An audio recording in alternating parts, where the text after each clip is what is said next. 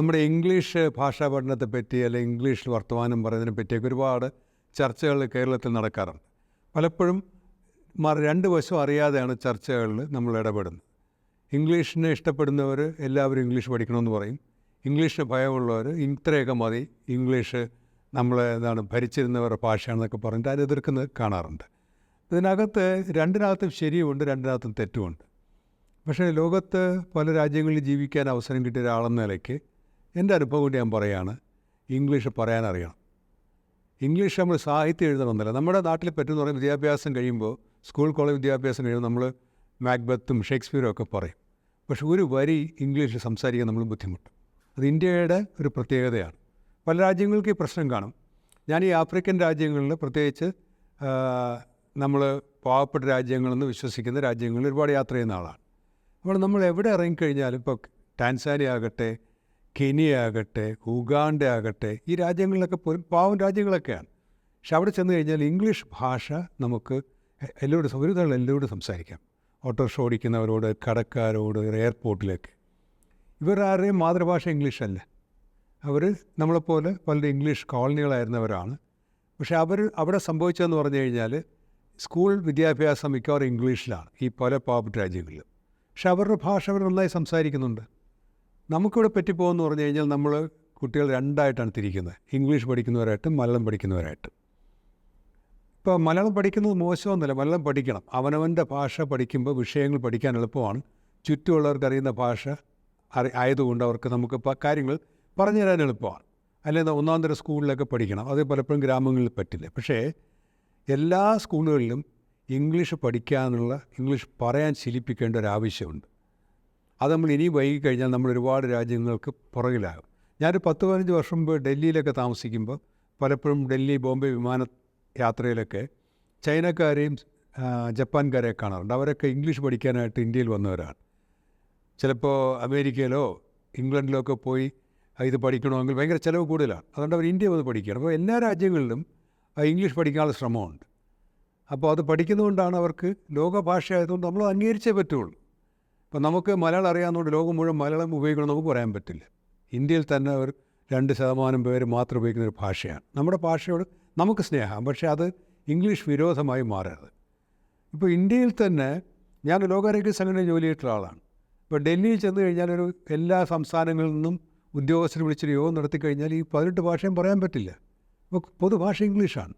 അപ്പോൾ ഇംഗ്ലീഷ് നന്നായി സംസാരിക്കാൻ കഴിയാത്തവർ ഏത് സംസ്ഥാനത്തെ, കേരളത്തെ പോലും പ്രതികരിച്ച് പലപ്പോഴും വരുമ്പോൾ അവിടെ അവർക്കൊന്നും പറയാൻ പറ്റാതായിപ്പോവും, അല്ലെങ്കിൽ ഫലപ്രദമായിട്ട് പറയാൻ പറ്റാതെ വരും. നമ്മുടെ പാർലമെൻറ്റിലും പലപ്പോഴും സംഭവിക്കുന്നതാണ്. നമ്മുടെ വളരെ ശക്തരായിട്ടുള്ള സമർത്ഥരായിട്ടുള്ള നേതാക്കൾ ഹിന്ദിയോ ഇംഗ്ലീഷോ അറിയില്ലെങ്കിൽ പാർലമെൻറ്റ് മിണ്ടായിരിക്കാനേ പറ്റുള്ളൂ, അല്ലെങ്കിൽ പറയുന്ന അബദ്ധമായിപ്പോവും.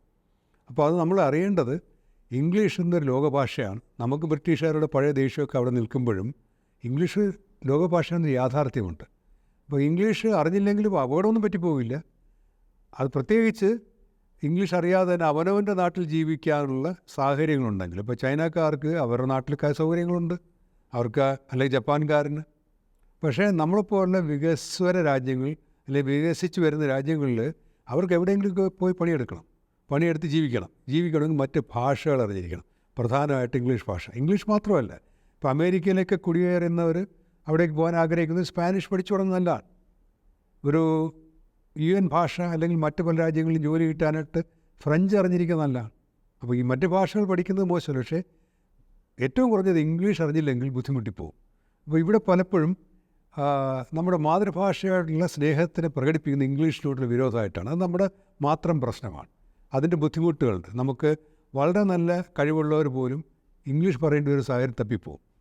അപ്പോൾ ഇത് ഇംഗ്ലീഷ് മീഡിയം മലയാളം മീഡിയം എന്ന് പഠിപ്പിക്കുന്ന രീതി തന്നെ, അല്ലെങ്കിൽ വേർതിരിക്കുന്ന രീതി തന്നെ തെറ്റാണ്. ഞാൻ സ്വിറ്റ്സർലൻഡിൽ ജീവിച്ചിട്ടുള്ള ആളാണ്. അവിടെ ജനീവ ഫ്രഞ്ച് സ്പീക്കിംഗ് ആണ്. അവർ ഫ്രഞ്ചിൽ അഭിമാനം കൊള്ളുന്നവർ, ഫ്രഞ്ച് ഭാഷയിൽ അഭിമാനം കൊള്ളുന്നവരാണ്. പക്ഷേ അവിടെയൊക്കെ തന്നെ കുറേ വർഷങ്ങളായിട്ട് മാറിക്കഴിഞ്ഞു. കുട്ടികളെ കുറേ വിഷയങ്ങൾ ഇംഗ്ലീഷിൽ പഠിപ്പിക്കും, കുറേ വിഷയങ്ങൾ ഫ്രഞ്ചിൽ പഠിപ്പിക്കും. ബൈലിംഗുലാണ്. അപ്പോൾ അവർ ഇംഗ്ലീഷും ഫ്രഞ്ചും മെച്ചപ്പെട്ട രീതിയിലേക്ക് ആ നല്ല സ്കൂളുകളിൽ നിന്ന് കുട്ടികൾ പുറത്തു വരികയാണ് ചെയ്തത്.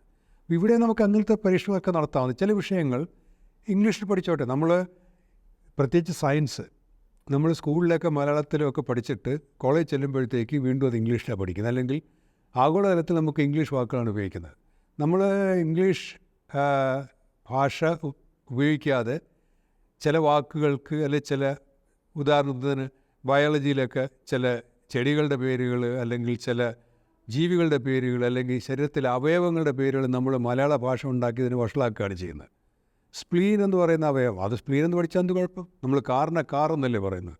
കാറിന് മലയാളം നമ്മൾ ഉണ്ടാക്കിയിട്ടില്ലല്ലോ, അല്ലെ വണ്ടി എന്ന് ജനറലായിട്ട് പറയും. ഇപ്പോൾ സ്പ്ലീനിന് ഞാനൊക്കെ സ്കൂളിൽ പഠിച്ച പ്ലീഹ എന്നാണ്. ഈ പ്ലീഹ ഞാൻ ഈ 10ാം ക്ലാസ് കഴിഞ്ഞിട്ട് എങ്ങും ഉപയോഗിച്ചിട്ടില്ല.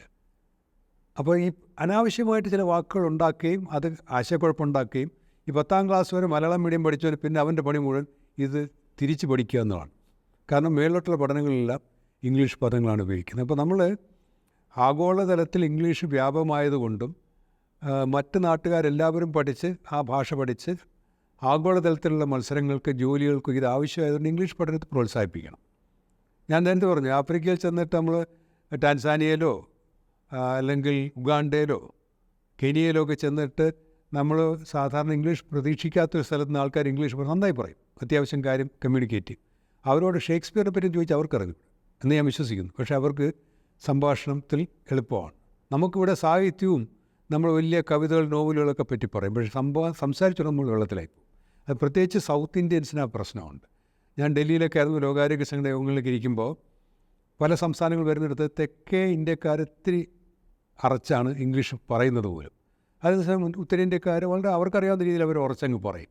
അപ്പോൾ ആ ഒരു ട്രെയിനിങ്ങിൻ്റെ പ്രശ്നമുണ്ട്. നമ്മൾ ഇംഗ്ലീഷിൻ്റെ ഗ്രാമർ മുഴുവൻ പഠിക്കും, പക്ഷേ ഇംഗ്ലീഷ് പറയാറില്ല. ആലോചിച്ചോണ്, ഇംഗ്ലീഷ് സംസാരിക്കാൻ അറിയാത്ത MA ഇംഗ്ലീഷുകാരുണ്ട്. അത് നമ്മുടെ പഠനത്തിൻ്റെ പ്രശ്നമാണ്.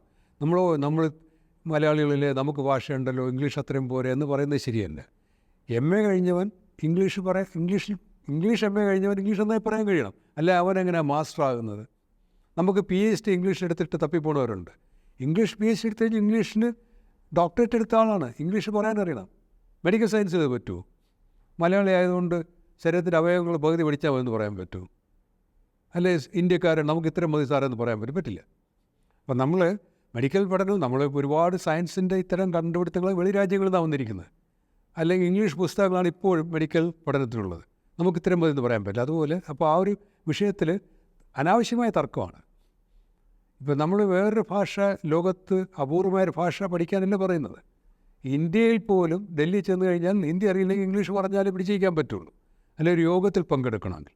അപ്പോൾ ഈ പലപ്പോഴും കപട വ്യാഖ്യാനങ്ങളും കപടമായിട്ടുള്ള പ്രചരണങ്ങളുമുണ്ട്. എനിക്കറിയാവുന്ന ഒരുപാട് സാഹിത്യകാരന്മാരുണ്ട്, മലയാള സാഹിത്യകാരന്മാർ.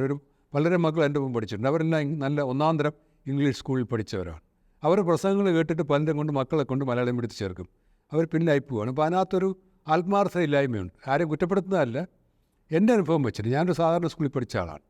എനിക്ക് സാധാരണ സ്കൂളിൽ പഠിച്ചതിൻ്റെ അനുഭവങ്ങൾ എനിക്ക് ഒരുപാട് ജീവിതത്തിൽ ഉപയോഗപ്പെട്ടിട്ടുണ്ട്. പക്ഷേ ലോക കമ്പോളത്തിൽ ചെല്ലുമ്പോൾ നമുക്ക് ഇംഗ്ലീഷ് പറയാൻ അറിയില്ലെങ്കിൽ നമ്മളവിടെ സ്ട്രഗിൾ ചെയ്യും. അപ്പോൾ അത് ഓവർകം ചെയ്യാനായിട്ടുള്ള പരിശീലനവും പഠനവും ഇല്ലെങ്കിൽ നമുക്ക് മേലോട്ട് പോകാൻ പറ്റില്ല. അപ്പോൾ അത് ഞാൻ അതിജീവിച്ച ഒരാളെന്ന് എനിക്ക് പറയാം. സാധാരണ കുടുംബത്തിൽ വളർന്ന് മലയാളം മീഡിയത്തിൽ പഠിച്ച ഒരാൾ, എനിക്ക് വാഷിങ്ടണിലും സ്വിറ്റ്സർലൻഡിലും ഒക്കെ പല നാടുകളിലും പല രാജ്യങ്ങളിലും തലസ്ഥാനങ്ങളിലും ജോലി ചെയ്യാൻ പറ്റിയത് ഇംഗ്ലീഷ് ഭാഷ നന്നായി കൈകാര്യം ചെയ്യാൻ പഠിച്ചതിന് ശേഷമാണ്. ഏറ്റവും നന്നായിട്ടില്ലാതെ എനിക്കിപ്പോഴും അറിയാമെങ്കിൽ പോലും ആ കടമ്പ കടന്നുകൊണ്ടാണ്. അല്ലാതെ ഏറ്റവും നല്ല മലയാള കവിത എഴുതിയാൽ വാഷിങ്ടണിൽ ഒരു ജോലിയിൽ ഇരിക്കാൻ പറ്റില്ല. വാഷിങ്ടണിൽ പോയി ജോലി ചെയ്യുന്നതാണ് ഏറ്റവും മഹത്തരമായ കാര്യമെന്ന് പറയുന്നില്ല, പക്ഷേ നമുക്കതിനും കഴിയണം.